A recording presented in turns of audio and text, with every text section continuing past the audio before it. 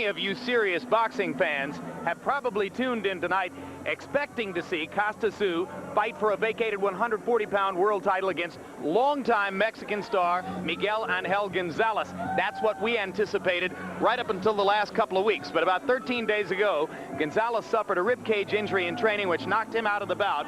Promoters looked around and rapidly found former Cuban refugee and former Cuban amateur star Diosbelys Hurtado. You may remember Hurtado as the man who almost knocked out Pernell Whitaker and almost knocked Whitaker out of his giant payday against Oscar De La Hoya a couple of years ago. Since then, he's grown and matured as a fighter and won 8 straight to put himself in the position to fight the ultra-talented Russian by way of Australia, Kostya Tszyu. And working with me as always as we get ready for the first of our 2 main event quality fights this evening, HBO boxing analyst Larry Merchant. Larry, a year and a half ago, Kostya Tszyu was a rising star with a huge following in the sport, seemed to be on the verge of a potential matchup with Oscar De La Hoya, and then leading on 2 cards in the 10th round of a fight against Vince Phillips, he caught a big right hand and got knocked out. Can Kostya Tszyu come all the way back from that serious setback to where he was before? 1 minute in this game, Jim, you're a rising star, and the next minute you've been imploded into a black hole. And some fighters never fully recover from that kind of devastating defeat in their rising careers.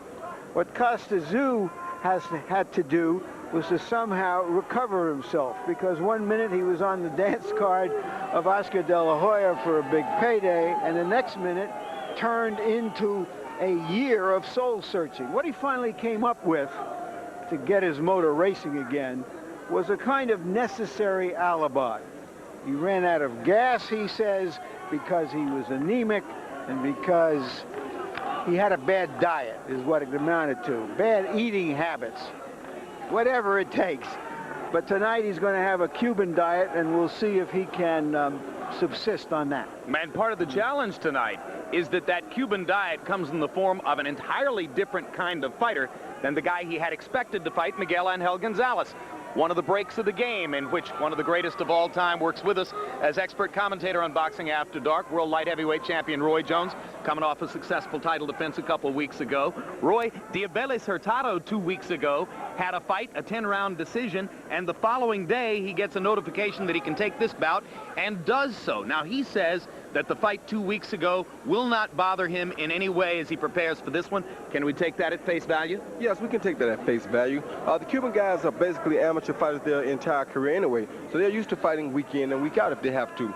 10 days is actually a week's rest for him, so I'm sure he's able to adapt to this situation. This is what he did his entire career probably in Cuba, and I don't think it will affect him in a negative way at all tonight. Let's get a closer look at Hurtado now as he gets ready for the biggest chance of his professional boxing career.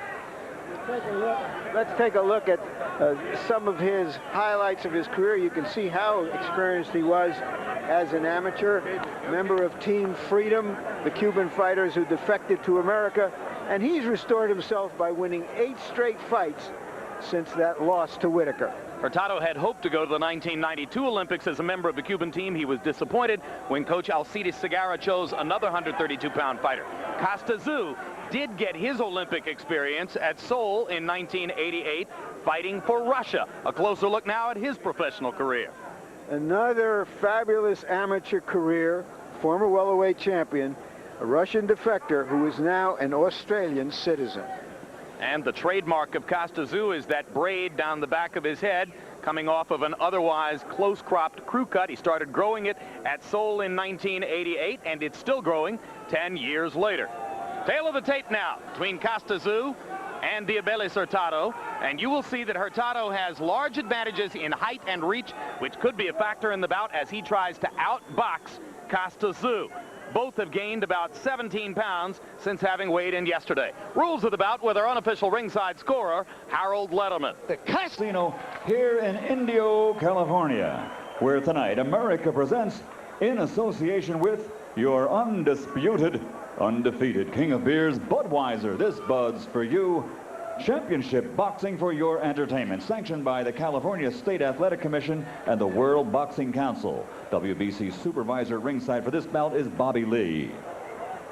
along with America Presents, this first bout is brought to you in association with Main Events and Team Freedom. And now, 12 rounds of boxing for the WBC Interim Super bout, lightweight championship bout. The winner of this bout will be a mandatory opponent for the vacant World Championship. The three judges assigned scoring this contest are Hank Ellis Peru, Anik Hantongam, and Terry Smith. And when the bell rings, working in his 113th, pardon me, ladies and gentlemen, the referee of this bout is Dr. James Jenkin.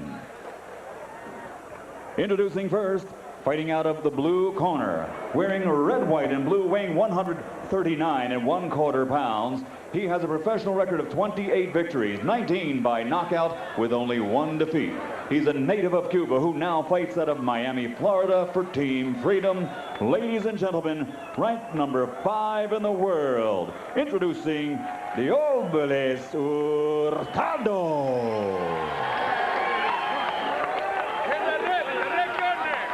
And his opponent across the ring, fighting out of the red corner, wearing black and weighing 139 pounds. As a professional, he has a record of 21 victories, 17 by knockout, with only 1 loss and 1 draw. Originally from Serov, Russia, he now fights out of Sydney, Australia, ranked number 2 in the world. Presenting the former junior welterweight world champion, Kostya Tszyu.